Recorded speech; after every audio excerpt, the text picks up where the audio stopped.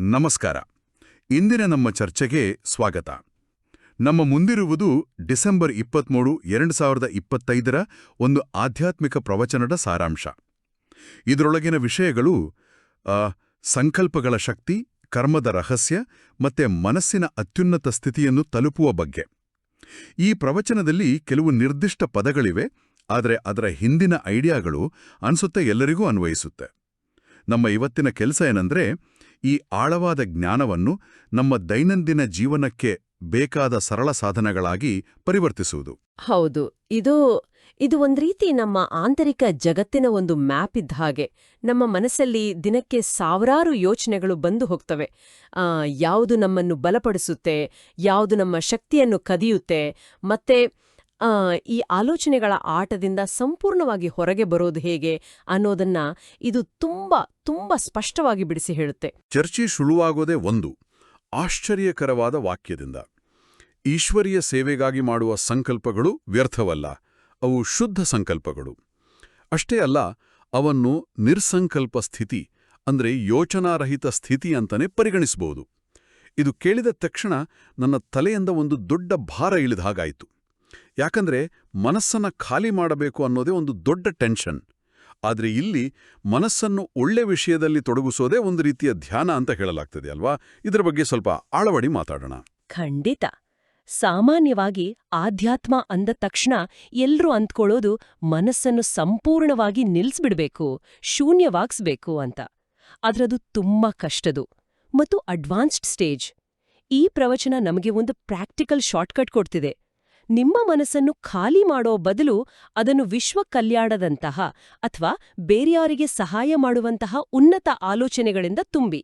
ಯಾಕಂದ್ರೆ ಅಂಥ ಸಂಕಲ್ಪಗಳಲ್ಲಿ ನಾನು ಅಥವಾ ನನ್ನದು ಅನ್ನೋ ಆ ಸ್ವಾರ್ಥ ಇರೋದಿಲ್ಲ. ಸರಿ, ಇದು ಕೇಳಲಿಕ್ಕೆ ಚೆನ್ನಾಗಿದೆ. ಆದ್ರೆ ನಮ್ಮ ದೈನಂದಿನ ಜೀವನ, ಕುಟುಂಬ, ಕೆಲ್ಸ, ಜವಾಬ್ದಾರಿಗಳು ಇವುಗಳ ಬಗ್ಗೆ ಯೋಚನೆ ಮಾಡ್ಲೇಬೇಕಲ್ಲ. ಆಗ ಮೋಹ, ಅಟ್ಯಾಚ್ಮೆಂಟ್ ಬಂದ್ಬಿಡುತ್ತೆ. ಇದರಿಂದ ವಿಕರ್ಮ ಅಂದ್ರೆ ನೆಗೆಟಿವ್ ಕರ್ಮ ಅದು ಹೇಗೆ ಕ್ರಿಯೇಟ್ ಆಗಲ್ಲ ಅಂತ ಖಚಿತಪಡಿಸ್ಕೊಳ್ಳೋದು, ಇದು ಎಲ್ಲರ ಪ್ರಶ್ನೆ. ಬಹಳ ಮುಖ್ಯವಾದ ಪ್ರಶ್ನೆ. ಇದಕ್ಕೆ ಇಲ್ಲಿ ಒಂದು ಸುಂದರವಾದ ದೃಷ್ಟಿಕೋನವನ್ನು ನೀಡಲಾಗಿದೆ. ಜವಾಬ್ದಾರಿಗಳಿಂದ ಓಡಿ ಹೋಗಬೇಡಿ, ಆದ್ರೆ ನಿಮ್ಮ ಮನೋಭಾವವನ್ನು ಬದಲಾಯಿಸಿ.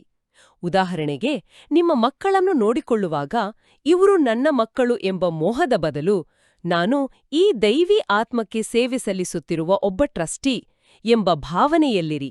ಆಗ ನೀವು ಮಾಡುವ ಕರ್ತವ್ಯ ಪ್ರೀತಿಯಿಂದ ಕೂಡಿರುತ್ತೆ, ಆದರೆ ಬಂಧನಕಾರಿಯಾದ ಮೋಹದಿಂದಲ್ಲ. ಇದು ಕೇಳೋಕ್ಕೆ ಸರಿ. ಆದ್ರೆ ಒಬ್ಬ ತಾಯಿ ತನ್ನ ಮಗುವನ್ನು ನಾನು ಈ ಆತ್ಮಕ್ಕೆ ಸೇವೆ ಸಲ್ಲಿಸುತ್ತಿರುವ ಟ್ರಸ್ಟಿ ಅಂತ ನೋಡುದು ಪ್ರಾಕ್ಟಿಕಲ್ ಆಗಿ ಸಾಧ್ಯನಾ? ಅಂದ್ರೆ ಆರೋಗ್ಯಕರ ಪ್ರೀತಿಗೂ ನಮ್ಮನ್ನು ಬಂಧಿಸುವ ಮೋಹಕ್ಕೂ ಮಧ್ಯ ಒಂದು ಗೆರೆ ಎಳೆಯೋದು ಹೇಗೆ? ಅದ್ಭುತವಾದ ಪ್ರಶ್ನೆ. ಇಲ್ಲಿ ಉದ್ದೇಶ ಪ್ರೀತಿಯನ್ನೂ ಕಡಿಮೆ ಮಾಡೋದಲ್ಲ, ಪ್ರೀತಿಯ ಸ್ವರೂಪವನ್ನು ಬದಲಾವಣೆಸುವುದು. ಟ್ರಸ್ಟಿ ಭಾವ ಅಂದ್ರೆ ಭಾವನಾಹೀನರಾಗಿರೋದು ಅಂತಲ್ಲ. ಅದರರ್ಥ ಈ ಆತ್ಮ ನನ್ನದಲ್ಲ, ಇದು ಭಗವಂತನ ಮಗು, ಇದನ್ನು ಚೆನ್ನಾಗಿ ನೋಡಿಕೊಳ್ಳುವ ಜವಾಬ್ದಾರಿ ನನ್ನದು ಅನ್ನೋ ಅರಿವು. ಈ ಸಣ್ಣ ಬದಲಾವಣೆ ನಮ್ಮನ್ನು ನಿರೀಕ್ಷೆಗಳು ಮತ್ತು ನೋವಿನಿಂದ ಪಾರು ಮಾಡುತ್ತೆ. ಮಗು ನಮ್ಮ ಇಚ್ಛೆಯಂತೆ ನಡೆಯದಿದ್ದಾಗ ನಮ್ಗೆ ದುಃಖವಾಗೋದು ನನ್ನ ಮಗು ಅನ್ನೋ ಮಾಲೀಕತ್ವದ ಭಾವದಿಂದ. ಟ್ರಸ್ಟಿ ಭಾವದಲ್ಲಿ ಸೇವೆ ಮಾಡಿದಾಗ ಪ್ರೀತಿ ಇರುತ್ತೆ, ಆದ್ರೆ ನೋವಿರಲ್ಲ. ಅಷ್ಟೇ ಅಲ್ಲ, ಒಂದು ವಿಕಾರಯುಕ್ತ ಯೋಚನೆ ಮನಸ್ಸಲ್ಲಿ ಬಂದ್ರೂ ಸಾಕು, ಅದು ವಿಕರ್ಮದ ಖಾತೆಗೆ ಜಮಾ ಆಗುತ್ತೆ ಅಂತಾನೂ ಇಲ್ಲಿ ಎಚ್ಚರಿಸಲಾಗಿದೆ. ಅಷ್ಟು ಸೂಕ್ಷ್ಮ ನಮ್ಮ ಆಂತರಿಕ ಲೆಕ್ಕಾಚಾರ. ಅಂದ್ರೆ ಕೇವಲ ನಮ್ಮ ಕೆಲಸ ಮಾತ್ರ ಅಲ್ಲ, ಅದರ ಹಿಂದಿನ ಉದ್ದೇಶ, ಆ ಯೋಚನೆ ಕೂಡ ಲೆಕ್ಕಕ್ಕೆ ಬರುತ್ತೆ. ಹಾಗಾದ್ರೆ ಈ ಯೋಚನೆಗಳನ್ನೇ ಸರಿಯಾಗಿ ಅರ್ಥ ಮಾಡ್ಕೊಳ್ಳಕ್ಕೆ ಪ್ರವಚನದಲ್ಲಿ ಅವುಗಳನ್ನು ವಿಂಗಡಿಸಲಾಗಿದೆಯಾ? ಹೌದು, 3 ಸ್ಪಷ್ಟವಾದ ವಿಭಾಗಗಳಿವೆ. ಮೊದಲನೆಯದು ಶುದ್ಧ ಸಂಕಲ್ಪ, ಅಂದ್ರೆ ಈಶ್ವರೀಯ ಸೇವೆ, ವಿಶ್ವ ಕಲ್ಯಾಣದ ಯೋಚನೆಗಳು. ಇವು ನಮ್ಮ ಬ್ಯಾಟರಿಯನ್ನು ಚಾರ್ಜ್ ಮಾಡ್ತವೆ. ಎರಡನೆಯದು ವಿಕಲ್ಪ, ಅಂದ್ರೆ ವ್ಯರ್ಥ ಯೋಚನೆಗಳು. ಅವ್ರು ಯಾಕೆ ಹಾಗಂದ್ರು, ನಾಳೆ ಏನಾಗುತ್ತೋ, ನನ್ನ ಬಗ್ಗೆ ಅವ್ರು ಏನಂದ್ಕೊಂಡಿರ್ಬೋದು, ಈ ತರಹದ ಯೋಚನೆಗಳು. ಸರಿಯಾಗಿ ಹೇಳಿದ್ರಿ. ಇವೇ ನಮ್ಮ ಅಸಲಿ ಶತ್ರುಗಳು. ಇವು ನಮ್ಮ ಮಾನಸಿಕ ಶಕ್ತಿಯನ್ನು ನಿರಂತರವಾಗಿ ಕದಿಯುವ ವ್ಯಾಂಪೈರ್ಗಳಿದ್ದ ಹಾಗೆ. ನಮ್ಮ ದಿನದ 80% ಶಕ್ತಿ ಈ ವ್ಯರ್ಥ ಯೋಚನೆಗಳಲ್ಲೇ ಖರ್ಚಾಗುತ್ತೆ. ಓಕೆ, ಇಲ್ಲಿ ನನಗೊಂದು ವಿಷಯ ಹೊಳಿತಿದೆ. ಹಾಗಾದ್ರೆ ಈ ಪ್ರವಚನದ ಅಸಲಿ ಸಂದೇಶ: ಮನಸ್ಸನ್ನು ಖಾಲಿ ಮಾಡುವ ಕಷ್ಟಕರ ಗುರಿಯನ್ನು ತಕ್ಷಣಕ್ಕೆ ಇಟ್ಕೋಬೇಡಿ. ಮೊದಲು ಈ ವ್ಯರ್ಥ ಸಂಕಲ್ಪಗಳೆಂಬ ಸೋರಿಕೆಯನ್ನ ನಿಲ್ಸೆ, ಆ ಶಕ್ತಿಯನ್ನು ಶುದ್ಧ ಸಂಕಲ್ಪಗಳ ಕಡೆಗೆ ತಿರುಗಿಸಿ ಅಂತ. ಇದು ತುಂಬಾ ಪ್ರಾಕ್ಟಿಕಲ್ ಆಗಿದೆ. ಇದು ಸಾಧ್ಯವಾಗುವಂಥ ಗುರಿ. ನಿಖರವಾಗಿ ಅದೇ ಇದರ ಸೌಂದರ್ಯ. ಮೂರನೇದು ಅಂತಿಮ ಸ್ಥಿತಿ, ನಿರ್ಸಂಕಲ್ಪ ಸ್ಥಿತಿ. ಮನಸ್ಸು ನಿಶ್ಚಲ ಸರೋವರದಂತಿರುವ ಸ್ಥಿತಿ. ಇದು ನಮ್ಮೆಲ್ಲ ಕರ್ಮದ ಲೆಕ್ಕಾಚಾರಗಳು ಚುಕ್ತ ಆದಾಗ ಸಿಗುವ ಉನ್ನತ ನೆಲೆ. ಆ ಸ್ಥಿತಿಗೆ ತಲುಪುವ ಮಾರ್ಗವೇ ಶುದ್ಧ ಸಂಕಲ್ಪಗಳ ಅಭ್ಯಾಸ. ಇದು ನಮ್ಮನ್ನು ಕರ್ಮದ ಆಳವಾದ ಜ್ಞಾನಕ್ಕೆ ಕೊಂಡೊಯ್ಯುತ್ತೆ. ಕರ್ಮ, ಅಕರ್ಮ, ವಿಕರ್ಮ ಈ ಪದಗಳು ಕೇಳಲಿಕ್ಕೆ ಸ್ವಲ್ಪ ಭಾರಿ ಅನಿಸ್ತವೆ. ಇದನ್ನ ಸರಳವಾಗಿ ಹೇಳ್ಬೋದಾ? ಖಂಡಿತ. ಒಂದು ಸುಲಭವಾದ ದೃಷ್ಟಾಂತದ ಮೂಲಕ ನೋಡೋಣ. ಸತ್ಯಯುಗವನ್ನು ಒಂದು ಹೊಳೆಯುವ ಶುಭ್ರವಾದ ನೆಲ ಅಂದ್ಕೊಳ್ಳಿ. ಆ ನೆಲದ ಮೇಲೆ ನೀವು ನಡೆದ್ರೆ ನಿಮ್ಮ ಹೆಜ್ಜೆ ಗುರುತು ಬೀಳಲ್ಲ. ಅಲ್ಲಿ ಮಾಡುವ ಯಾವುದೇ ಕೆಲಸವೂ ಅಕರ್ಮ, ಅಂದ್ರೆ ಅದಕ್ಕೆ ಯಾವುದೇ ಕರ್ಮದ ಲೇಪವಿಲ್ಲ. ಆದರೆ ಕಲಿಯುಗ ಅಂದ್ರೆ ನಾವೀಗಿರೋ ಪ್ರಪಂಚ ಧೂಳು ತುಂಬಿದ ಕೆಸರು ನೆಲದ ಹಾಗೆ. ಇಲ್ಲಿ ನಾವು ಎಷ್ಟು ಜಾಗರೂಕತೆಯಿಂದ ಹೆಜ್ಜೆ ಇಟ್ರೂ ನಮ್ಮ ಒಳ್ಳೆಯ ಕೆಲಸದಲ್ಲೂ ಎಲ್ಲೋ ಒಂದು ಕಡೆ ಸ್ವಲ್ಪ ಅಹಂಕಾರ, ಮೋಹದ ಕೆಸರು ಅಂಟ್ಕೊಳ್ಳುತ್ತೆ. ಇದು ವಿಕರ್ಮವಾಗಿ ನಮ್ಮ ಕಾಲಿಗೆ ಬಂಧನವಾಗುತ್ತೆ. ವಾಹ್, ಅದ್ಭುತ ದೃಷ್ಟಾಂತ. ಹಾಗಾದ್ರೆ ನಮ್ಮ ಈಗಿನ ಕೆಲ್ಸ ಈ ಕೆಸರು ಜಗತ್ತಿನಲ್ಲಿ ನಡೆಯುವಾಗಲೂ ಪಾದಗಳಿಗೆ ಕೆಸರು ಅಂಟದಂತೆ ನೋಡಿಕೊಳ್ಳುವುದು. ಯೋಗ ಅನ್ನೋ ಅಗ್ಲಿಯಿಂದ ನಮ್ಮ ಹಳೆಯ ಕರ್ಮದ ಕೆಸರನ್ನು ಸುಟ್ಟು ಹೊಸ ಕೆಸರು ಅಂಟದ ಹಾಗೆ ನಡೆಯೋದನ್ನ ಕಲಿಬೇಕು. ಸರಿ, ಈಗ ನಾವು ಮುಂದಿನ ಭಾಗಕ್ಕೆ ಬರೋಣ.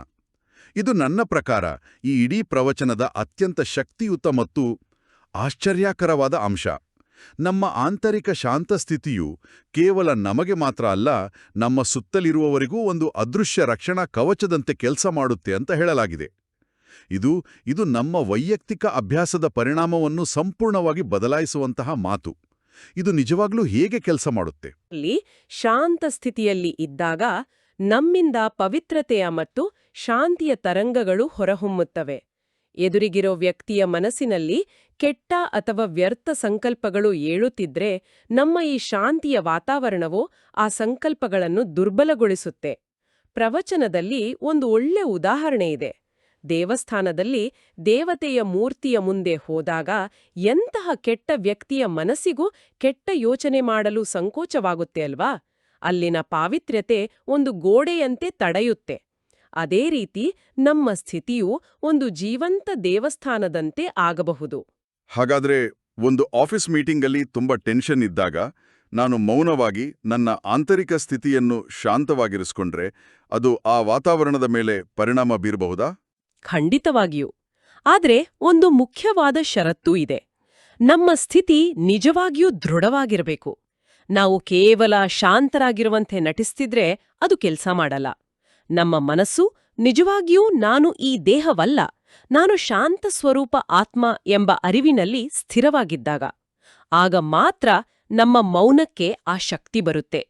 ಇಲ್ಲದಿದ್ರೆ ಬೇರೆಯವರ ನೆಗೆಟಿವಿಟಿ ನಮ್ಮೇಲೆಯೇ ಪರಿಣಾಮ ಬೀರ್ಬಿಡುತ್ತೆ. ಈ ಸ್ಥಿತಿಯನ್ನು ತಲುಪಲು ಮೂಲಾಧಾರವೇ ನಾನು ಯಾರು ಎಂಬ ಪ್ರಶ್ನೆಗೆ ಸಿಗುವ ಸ್ಪಷ್ಟ ಉತ್ತರ. ಖಂಡಿತ. ನಾನು ಈ ಪಂಚತತ್ವಗಳ ದೇಹವಲ್ಲ, ಭ್ರೂಕುಟಿಯ ಮಧ್ಯದಲ್ಲಿ ಹೊಳೆಯುತ್ತಿರುವ ಒಂದು ಅವಿನಾಶಿ ಜ್ಯೋತಿಬಿಂದು ಆತ್ಮ, ಮತ್ತು ನಾನು ಸಾಕ್ಷಾತ್ ಪರಮಪಿತಾ ಪರಮಾತ್ಮನ ಮಗು ಅನ್ನೋ ಅರಿವು ಬಂದಾಗ ಆಂತರಿಕವಾಗಿ ಒಂದು ಅಪಾರವಾದ ಶಕ್ತಿ ಮತ್ತು ಸಂತೋಷ ಹುಟ್ಟುತ್ತೆ. ಲೌಕಿಕದಲ್ಲಿ ನನ್ನ ತಂದೆ ಒಬ್ಬ ದೊಡ್ಡ ನ್ಯಾಯಾಧೀಶ ಅಂತ ಮಗುವಿಗೆ ತಿಳಿದಾಗ ಎಷ್ಟು ಹೆಮ್ಮೆ ಮತ್ತು ಧೈರ್ಯ ಬರುತ್ತೋ, ಅದೇ ರೀತಿ ನನ್ನ ತಂದೆ 3 ಲೋಕಗಳ ಒಡೆಯ ಅಂತ ನಮಗೆ ಅರಿವಾದಾಗ ನಮ್ಮೊಳಗಿನ ಭಯ, ಚಿಂತೆಗಳೆಲ್ಲವೂ ಮಾಯವಾಗ್ಬೇಕು. ಈ ಜ್ಞಾನ ಸಿಕ್ಕ ಮೇಲೆ ಸುಮ್ಮನೆ ಕೂರುವಂತಿಲ್ಲ. ಸ್ಟೂಡೆಂಟ್ ಶೋಸ್ ಮಾಸ್ಟರ್ ಅಂತ ಹೇಳದ ಹಾಗೆ ಈ ಜ್ಞಾನವನ್ನು ಹಂಚುವ ಜವಾಬ್ದಾರಿಯೂ ಬರುತ್ತೆ. ಅನ್ನದ ಸಂಪೂರ್ಣ ಸಾಗರವನ್ನೇ ಒಂದೇ ಸಲಕ್ಕೆ ತೋರಿಸಬಾರ್ದು. ಮೊದಲು ಅಲೀಫ್ ಮತ್ತು ಬೇ ಜ್ಞಾನವನ್ನು ನೀಡಿ ಅಂತ ಹೇಳಲಾಗುತ್ತೆ. ಅಲೀಫ್ ಅಂದ್ರೆ ಅಲ್ಲ ಅಥವಾ ಒಬ್ಬ ತಂದೆಯ ಪರಿಚಯ. ಬೇ ಅಂದ್ರೆ ಆ ತಂದೆಯಿಂದ ಸಿಗುವ 21 ಜನ್ಮಗಳ ಸ್ವರ್ಗದ ಬಾದುಷಾಹಿ ಅಥವಾ ರಾಜತ್ವ. ಈ 2 ವಿಷಯಗಳು ಅವರ ಬುದ್ಧಿಯಲ್ಲಿ ಸರಿಯಾಗಿ ಕುಳಿತರೂ ಸಾಕು, ಅವರ ಜೀವನದ ದಿಕ್ಕೇ ಬದಲಾಗುತ್ತೆ. ಅಂದ್ರೆ ಜನರಿಗೆ ಮೊದಲು ಅವರ ತಂದೆ ಯಾರು ಮತ್ತು ಅವರ ಆಸ್ತಿ ಏನು ಅನ್ನೋದನ್ನ ತಿಳಿಸಿ. ಇಡೀ ಲೈಬ್ರರಿಯನ್ನು ಕೊಡುವ ಬದಲು ಮೊದಲು 2 ಪ್ರಮುಖ ಪುಸ್ತಕಗಳ ಶೀರ್ಷಿಕೆಗಳನ್ನು ನೀಡಿ. ಇದು ತುಂಬಾ ಪರಿಣಾಮಕಾರಿ. ಹಾಗೆಯೇ ನಮ್ಮ ದೈನಂದಿನ ಅಭ್ಯಾಸಕ್ಕೆ 2 ಪ್ರಮುಖ ಸೂತ್ರಗಳನ್ನು ಇಲ್ಲಿ ನೀಡಲಾಗಿದೆ. ಹೌದು, ಇವು ನಮ್ಮ ಆಧ್ಯಾತ್ಮಿಕ ಪ್ರಯಾಣಕ್ಕೆ ದಾರಿದೀಪಗಳಿದ್ದಂತೆ. ಮೊದಲನೇದು, ಯಾವುದೇ ತಪ್ಪು ಮಾಡಿದ್ರೂ ಅದನ್ನ ಮುಚ್ಚಿಡಬೇಡಿ. ತಂದೆಯು ಸರ್ವಜ್ಞ.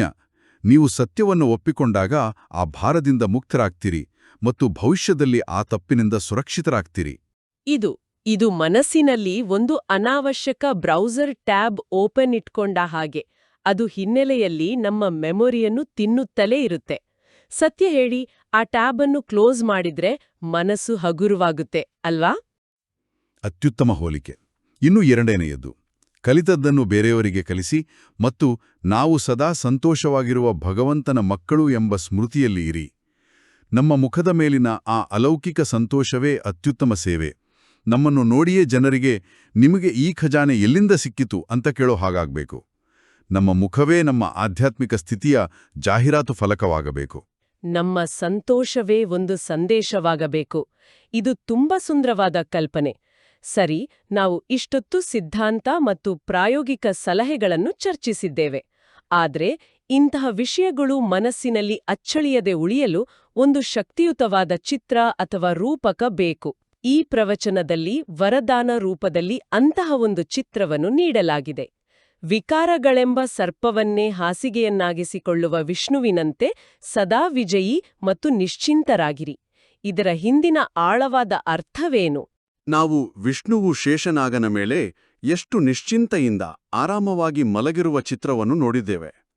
ಅದು ಕೇವಲ ಒಂದು ಪೌರಾಣಿಕ ಚಿತ್ರವಲ್ಲ. ಅದು ನಮ್ಮ ಯೋಗಿ ಜೀವನದ ಸಂಕೇತ.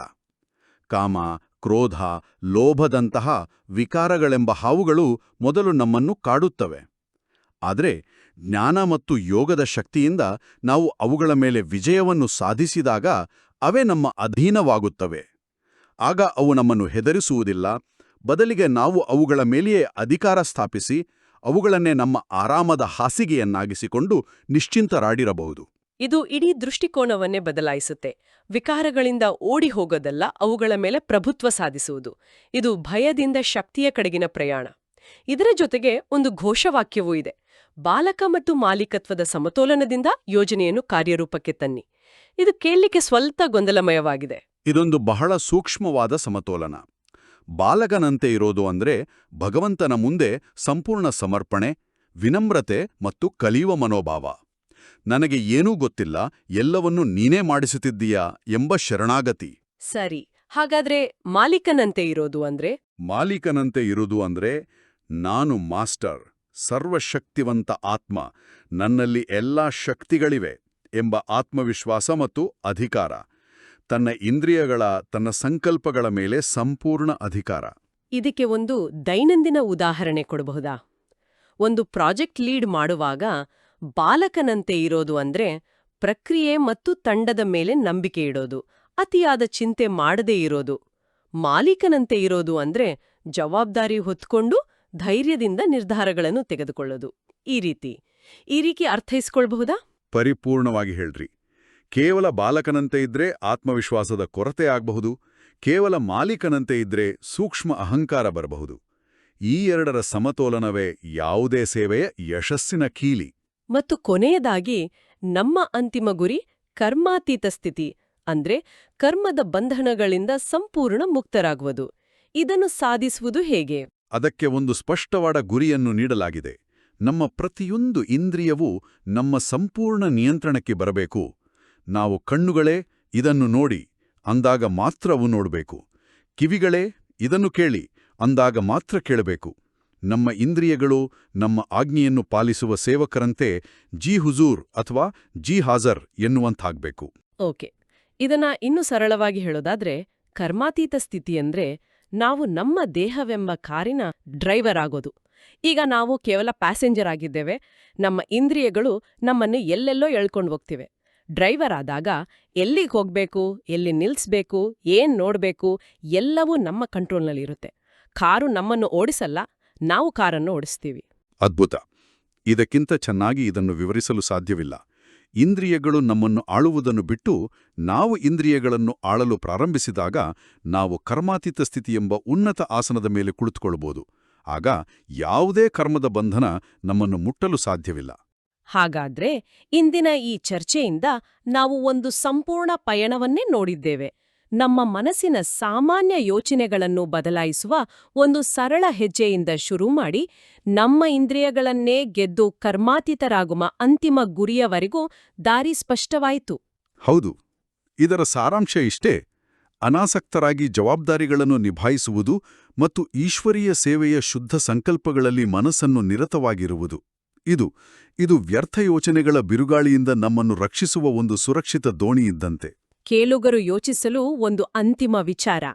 ನನ್ನ ಮನಸ್ಸಿನಲ್ಲಿ ಉಳಿದುಕೊಂಡಿರುವ ಒಂದು ವಿಷಯವೇನೆಂದರೆ, ನಮ್ಮ ವೈಯಕ್ತಿಕ ಆಧ್ಯಾತ್ಮಿಕ ಅಭ್ಯಾಸ ಕೇವಲ ನಮಗಾಗಿಯಲ್ಲ, ನಮ್ಮ ಆಂತರಿಕ ಶಾಂತಿಯು ನಮ್ಮ ಸುತ್ತಲಿರುವವರೆಗೆ ಒಂದು ಅದೃಶ್ಯ ರಕ್ಷಣಾ ಕವಚವಾಗಿ ಕೆಲಸ ಮಾಡಬಹುದು ಎಂಬ ಕಲ್ಪನೆಯು ನಮ್ಮ ದೈನಂದಿನ ಧ್ಯಾನಕ್ಕೆ, ನಮ್ಮ ಶಾಂತ ಸ್ಥಿತಿಗೆ ಎಷ್ಟು ದೊಡ್ಡ ಜವಾಬ್ದಾರಿ ಮತ್ತು ಶಕ್ತಿಯನ್ನು ನೀಡುತ್ತದೆ ಅಲ್ವೇ?